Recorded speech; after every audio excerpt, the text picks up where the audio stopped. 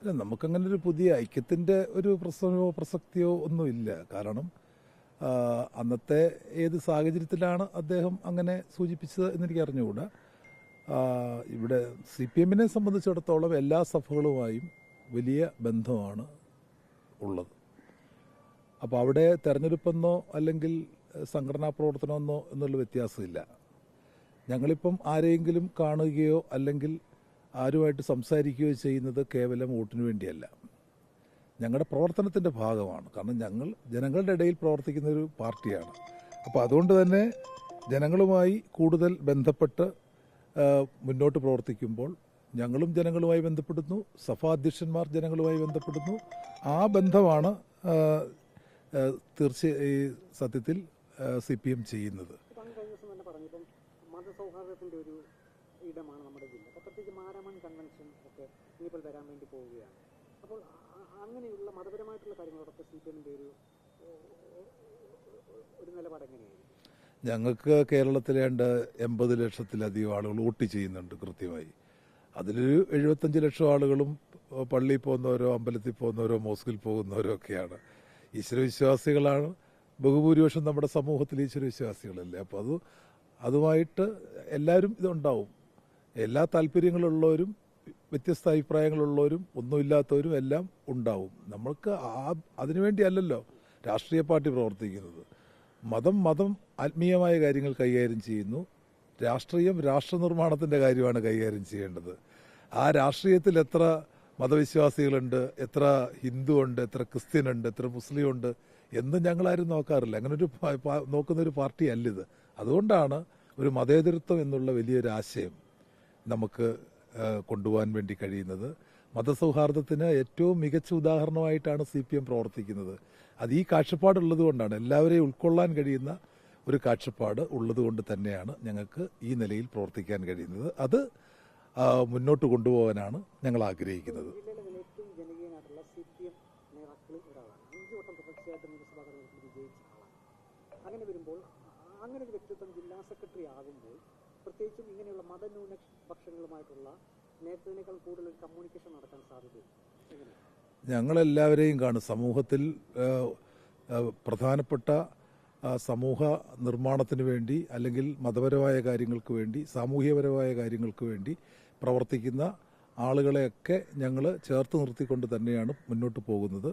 ഇന്ന് ഞാനിപ്പോൾ വലിയ മെത്രാപ്പോലീത്തായെ കണ്ടു. നാളെ ഞാൻ NSS ആസ്ഥാനത്ത് മന്നസമാധിയിൽ പങ്കെടുക്കുന്നുണ്ട്. അവിടെ മണിച്ചേട്ടനെ ഞങ്ങൾ തീർച്ചയായിട്ടും കാണും. എല്ലാ വർഷവും കാണുന്നതാണ്. അതൊരു പുതുമയുള്ള, ഞങ്ങളെ സംബന്ധിച്ചിടത്തോളം ഇതൊന്നും ഒരു പുതുമയുള്ളൊരു കാര്യമൊന്നുമല്ല. കാരണം ഞങ്ങൾ സമൂഹത്തിൻ്റെ ഭാഗമാണ്. സമൂഹത്തിൻ്റെ പുനരുദ്ധാരണത്തിന് വേണ്ടി, നവോത്ഥാനത്തിന് വേണ്ടി പ്രവർത്തിക്കുന്ന എല്ലാവരും ഞങ്ങളുടെ സുഹൃത്തുക്കളാണ്. അവരെ എല്ലാവരെയും ചേർത്ത് പിടിച്ചുകൊണ്ട് തന്നെയാണ് ഞങ്ങൾ മുന്നോട്ട് പോകുന്നത്. അപ്പോൾ അതിലെല്ലാം സമൂഹത്തിൻ്റെ അവിഭാജ്യ ഘടകങ്ങളാണ്.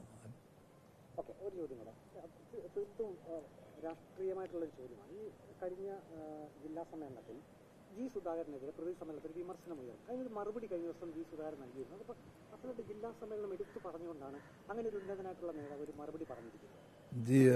സുധാകരൻ സഖാവ് നിയമസഭയിൽ ആദ്യം വന്നപ്പോൾ ഞങ്ങളെല്ലാം ഒരു സീറ്റിലിരുന്ന ആളുകളാണ്. അത്ര വലിയ വ്യക്തിപരമായ ബന്ധമാണുള്ളത്.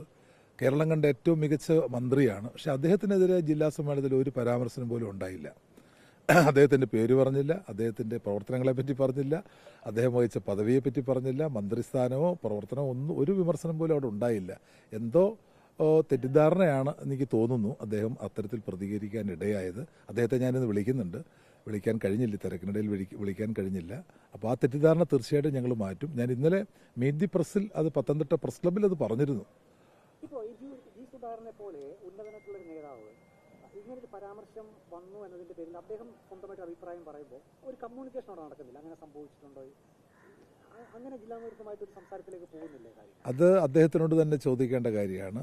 ജില്ലാ നേതൃത്വവുമായിട്ട് അദ്ദേഹം ബന്ധപ്പെട്ടതായിട്ട് അറിവില്ല. ഞാനുമായി ബന്ധപ്പെട്ടിട്ടില്ല, അതെനിക്കറിയാം. ഇനി മറ്റാരെങ്കിലുമായിട്ട് ബന്ധപ്പെട്ടിട്ടുണ്ടോ എന്നറിയില്ല. എന്തോ ഒരു തെറ്റിദ്ധാരണയുടെ ഫലമായിട്ട് സംഭവിച്ച കാര്യങ്ങളാണ്. തീർച്ചയായിട്ടും മാറ്റും. ഇല്ല, അദ്ദേഹവുമായിട്ടുള്ള ബന്ധം എന്ന് പറഞ്ഞാൽ വലിയ ബന്ധമല്ലേ. ഞങ്ങൾ സംഘടനാപരമായ രാഷ്ട്രീയമായ ബന്ധം മാത്രമല്ല, ഞങ്ങൾ വളരെ ഹൃദയബന്ധമുള്ള ആളുകളാണ്. ഞാൻ പറഞ്ഞില്ലേ, ഞങ്ങൾ ഒരു സീറ്റിൽ ഇരുന്നിട്ടുള്ള അപ്പം സ്വാഭാവികമായിട്ടും എല്ലാ കാര്യങ്ങൾക്കും അവിടെ പോകാനും വരാനും ഇന്നലെ തന്നെ അദ്ദേഹം തന്നെ പറഞ്ഞല്ലോ, ഞാനുമായിട്ട് വളരെയധികം സൗഹാർദ്ദമുള്ള ആളാണ്, പുതിയ ജില്ലാ സെക്രട്ടറിയായി തിരഞ്ഞെടുക്കപ്പെട്ട ആളെന്ന് അദ്ദേഹം തന്നെ സ്റ്റേറ്റ്മെന്റ് നടത്തുകയായിരുന്നു. ഒരു ചോദ്യം, അടൂരിൽ കഴിഞ്ഞ നിയമസഭാ തെരഞ്ഞെടുപ്പിൽ UDF-ഉം LDF-ഉം തമ്മിൽ 3000 വോട്ടിന്റെ താഴെ വ്യത്യാസം മാത്രമേ ഉണ്ടായിരുന്നുള്ളൂ. കഴിഞ്ഞ ദിവസം ചിറ്റയും ഗോപകുമാറാണ് മത്സരിച്ചത്. അടുത്ത തവണ നിയമസഭാ തെരഞ്ഞെടുപ്പിൽ ആ സീറ്റ് UDF പിടിച്ചെടുക്കുമെന്നാണ് UDF-ന്റെ ഒരു ആത്മവിശ്വാസം. അടൂർ പോലുള്ള നിയമസഭാ മണ്ഡലത്തിൽ CPM-ന്റെ ഒരു സ്ട്രാറ്റജി എങ്ങനെയായിരിക്കും? അപ്പോൾ CPI-ക്ക് അല്ല, കേരളത്തിൽ ഭരിക്കുമെന്നായിരുന്നല്ലോ കഴിഞ്ഞ നിയമസഭാ തെരഞ്ഞെടുപ്പിൽ UDF പ്രഖ്യാപിച്ചത്. ഭരിച്ചില്ല എന്നത് വോട്ട് കയ്യിലുണ്ടായിരുന്ന സീറ്റിന്റെ എണ്ണം കുറയുകയല്ലേ ചെയ്തത്. അതുകൊണ്ട് കേരളത്തെ സംബന്ധിച്ചിടത്തോളം കേരളത്തിൽ ഇന്ന് നടക്കുന്ന ഒരു ഭരണ സംവിധാനം അതിൽ ജനങ്ങൾ ഇഷ്ടപ്പെടുന്നു എന്നുള്ളതിനെപ്പറ്റി യാതൊരു തർക്കം ആർക്കും ഇല്ലല്ലോ. കാരണം അത് ജനങ്ങൾക്ക് സമാധാനപരമായി ജീവിക്കാൻ കഴിയുന്ന ഇന്ത്യയിലെ ഏക സംസ്ഥാനം കേരളമല്ലേ. ക്രമസമാധാന പരിപാലനത്തിൽ ക്രൈം റെക്കോർഡ് ബ്യൂറോ തുടർച്ചയായി 7 വർഷം 1-ാം സ്ഥാനം, നമ്പർ 1 കേരളമല്ലേ. ഈ പട്ടിണിയില്ലാത്ത ഇന്ത്യ രാജ്യത്തെ ഏക സംസ്ഥാനം കേരളമല്ലേ. അതിദരിദ്രരുടെ എണ്ണം തന്നെ ഇപ്പം നാമമാത്രമായി കഴിഞ്ഞു. അപ്പം അങ്ങനെയുള്ളൊരു കേരളം ഈ ഇന്ത്യ രാജ്യത്ത് എവിടെയുണ്ട്? ലോഡ് ഷെഡിങ്ങും പവർ കട്ടും ഇല്ലാത്ത ഇന്ത്യ രാജ്യത്തെ ഏക സംസ്ഥാനം കേരളമല്ലേ. എല്ലാവർക്കും വീട് കൊടുക്കുന്ന സ്റ്റേറ്റ് കേരളമല്ലേ.